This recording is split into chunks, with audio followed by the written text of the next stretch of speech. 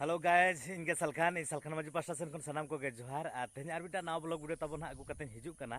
आशा जना blog video रे इन pasta Sen खन सानाम को गे एडी सगुन दाराम तो ठीक गया तेहन वीडियो दो ना डिफरेंट टाइप रना वीडियो कना तबो जाव दिन नोंकान वीडियो को ना बलिन अगु बड़ा का तेहन दो ना अडी दिन वीडियो को बाय हिजु हेज लेना तो ना बखरा कना मिटा वीडियो अगु कते लिन हेज कना तबो और इकलिन खोजो अड़ी दिन खन अब चैनल रे वीडियो को बाय अपलोड करना तबो और दा जपुत ना अड़ी हैरान के बनाए चासी और मा बड़ा गया मी दो अड़ी जोर व्यस्त रहो बो ताहेना तबो ओना हिसाब ते ना अब चैनल रे वीडियो को बाय हेज लेना तबो और चासी होड़ा कमी मा अड़ी हाना नवा कमी तबो और अब मा बड़ा गया बो नवा मा गुरबारी फार्म हाउस रे जतो लेकान ना चास को ना कराव हुयु कना तबो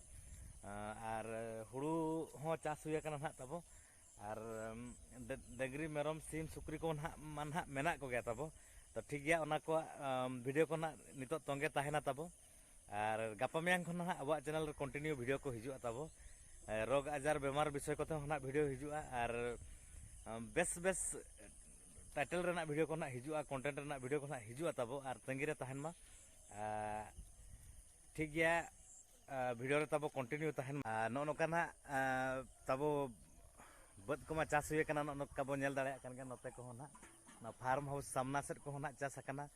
और नोते हो नोआ ओना सामना सेट हो तबो नोका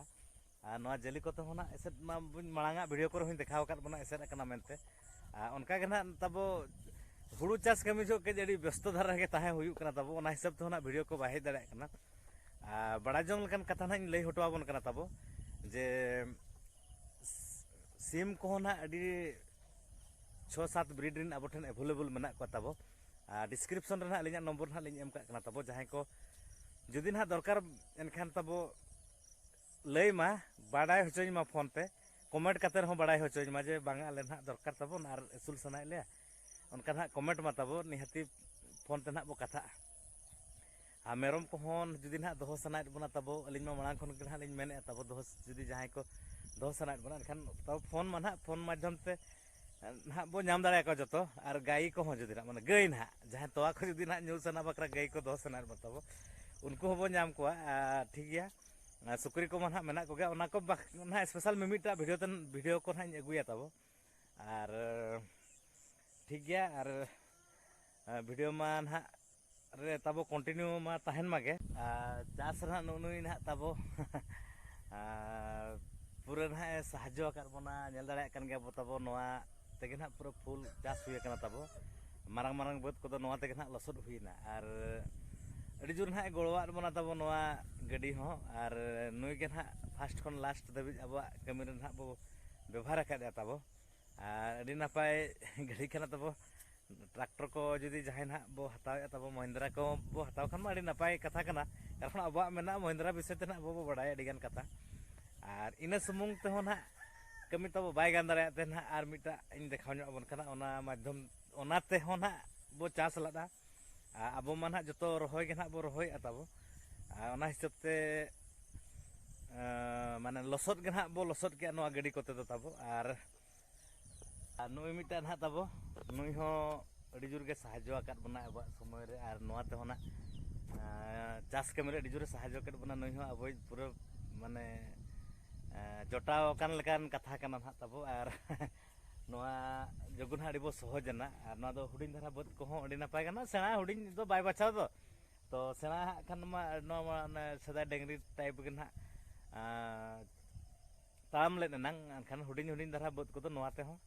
काढान बखरा तबो उडी परफेक्ट गडी काना नोआ जहां को जुदी ना पार्टलर हो हताव सना बना खान भेस्टी ना दो अड़ी नापाय तबो भेस्टी को पो हताव खान अड़ी बुढ़िया ना अने को मेना पूरा प्रमाण सह ना लिन लय बन कना अड़ी नापाय नोआ गडी को ठीक गया उनका के ना चास रे पूरा ना बिजी हुई लेन ते ना वीडियो को बाय हिजु कना तबो और मांग खन लिन लय बो ना चासी होड़ कना बो और अबवा कमी मा चास गे और हुड़ू चास दिन ना अड़ी जोर ना बो बिजी तबो और रवि चास हुयु कान गया ना तबो पनी परिवार चास हो तो उन जो ना देखाव बना तबो तो ठीक गया